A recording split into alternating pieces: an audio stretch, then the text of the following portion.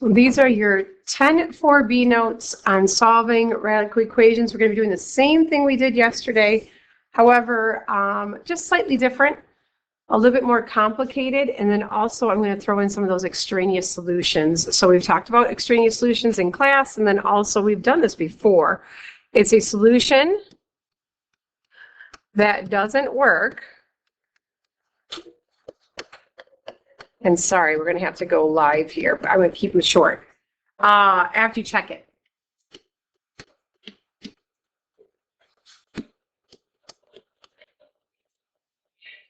You didn't do anything wrong mathematically. It just doesn't work.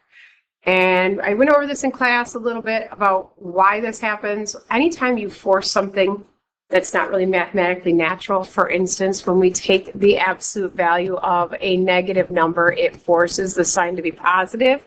If we square a negative number, it forces it to be positive. So whenever we change a sign, things can get a little wonky. It doesn't mean that it always happens, but every once in a while they'll sneak up on us, and it does happen.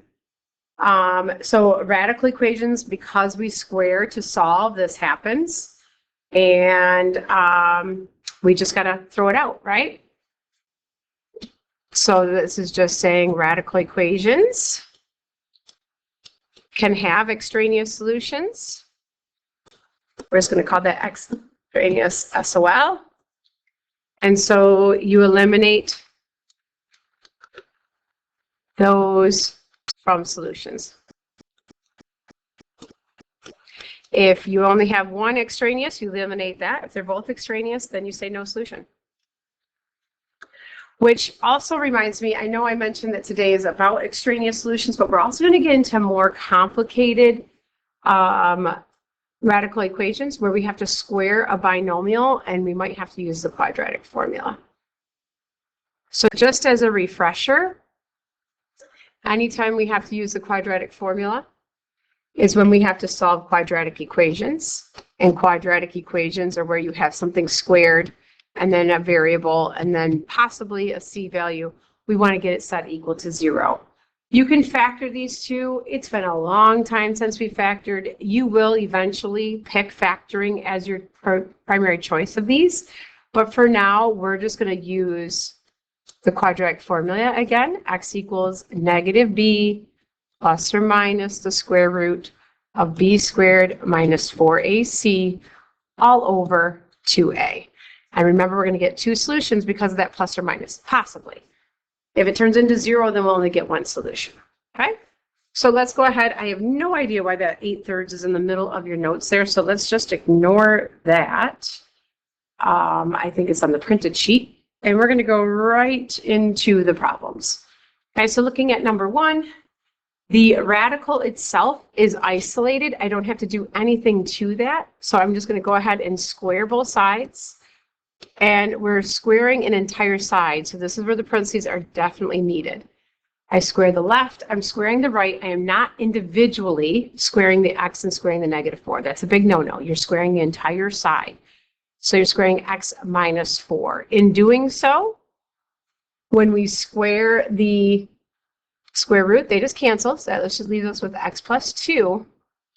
But when we square that right-hand side, that whole quantity, I want you to erase the squared. Yes, I put it in there. So square both sides. But now we're going to interpret what squared means, and we're going to write it twice. And so now we have a binomial times a binomial. We need to FOIL, right? So first, outer, inner, last. X squared minus 4x minus 4x plus 16. And so what happens when you do this many times is that we're going to have an x squared term and we're going to have an x term. I can see all these x's are going to make an x. So let's go ahead and clean it up. We're going to just ignore nothing to do on the left, x plus 2 on the left, but on the right, I can put these two together. X squared minus 8x plus 16. And then the goal is to get everything over to one side. We want to set it equal to 0, so I'm going to subtract x over to the other 8x. If you want to call it 1x, you can. And then also I'm going to subtract 2 because we got to get it equal to 0. Anytime you have the x squared and an x, we're going to use the quadratic formula. So this equals 0.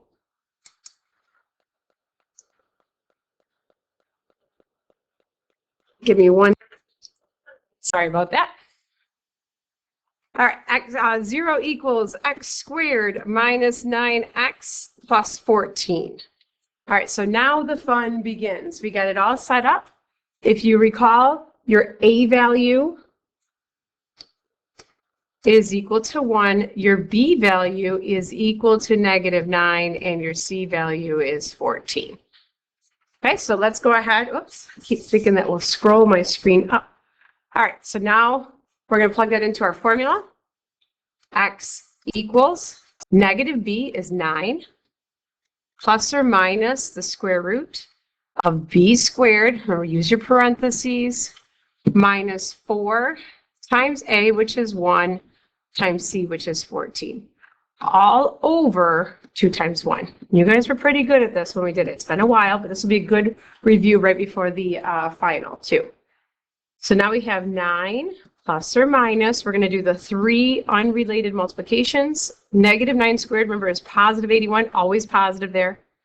I have 1 negative and 2 positive, so that's going to be a negative. And 14 times 4 is 56. All over 2 times 1 is 2. And I was going to carry on because I don't know if my page, oh, I can extend page. There we go. X equals 9 plus or minus. I'm going to do the 81 take away 56.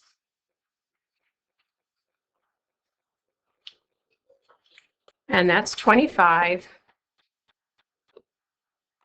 divided by 2. The square root of 25 is 5. Okay, and so now I have 2 problems. I mean, we can replace it like that. We didn't do that when we did the formula. We would write this 9 plus or minus 5 divided by 2. And then now we have 2 problems. So the first problem is when x is equal to 9 plus 5 divided by 2. I'm just going to finish this out. 9 plus 5 is 14. Divide that by 2, I get 7. And then 9x is equal to 9 minus 5 divided by 2, which is 4 divided by 2, which is 2. So I got 2 solutions, but before I put them in a solution set, I need to check them. So I go all the way back up to the original problem, and I'm going to just, in my head, check 7. So 7 plus 2 is 9. The square root of 9 is 3. I'm just going to write it down so I can remember it. And then 7 minus 4 is also 3, so 7 checks out.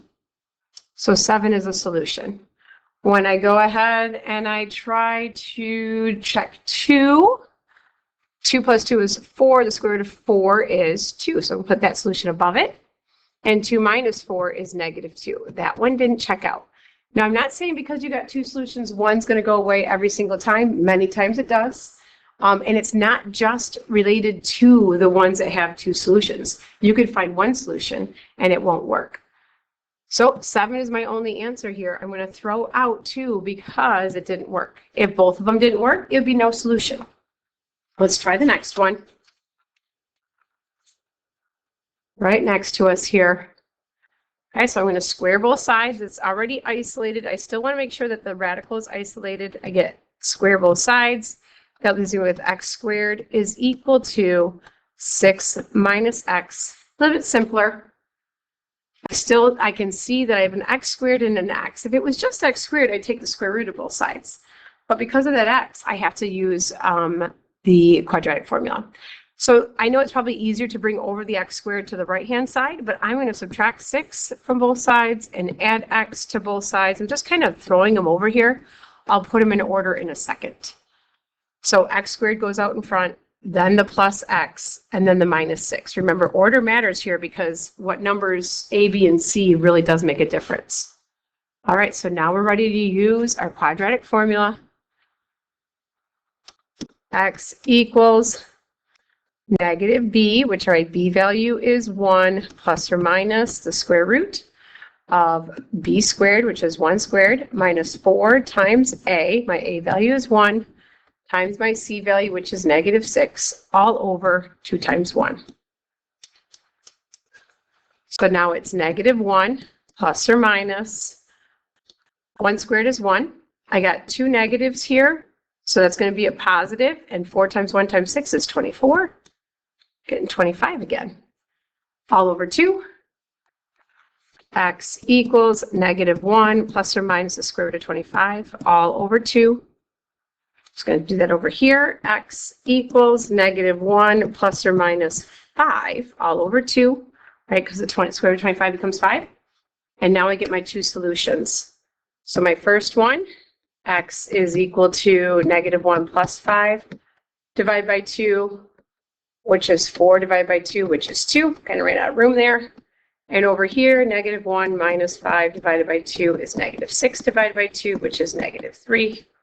2 solutions. So let's go back. 2 and -3. So let's check 2. So when I check 2, I'm going to plug it in using my calculator or my head. All right, so when I plug in 2, I get 2 over here. And when I plug a 2 into here, 6 minus 2 is 4, square root of 4 is 2. So this one matches up. So 2 works. So 2 is a solution. And then the other one I have to check is -3. So -3, and then 6 minus a -3 is 9. Square root of 9 is 3. Those don't add up. Okay, you can't just say the negative one, the smaller one. There's no rules like that. Okay, and they both could have worked, but one didn't. I just want to show you one more example. We are not going to do this one because this one's kind of like from yesterday.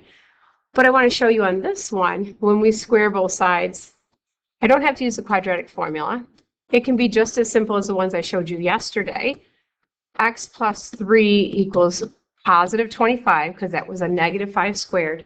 I subtract 3 from both sides, and X is equal to 22.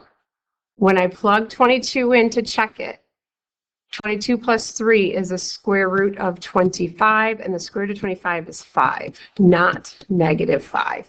In fact, so we'd have no solution here.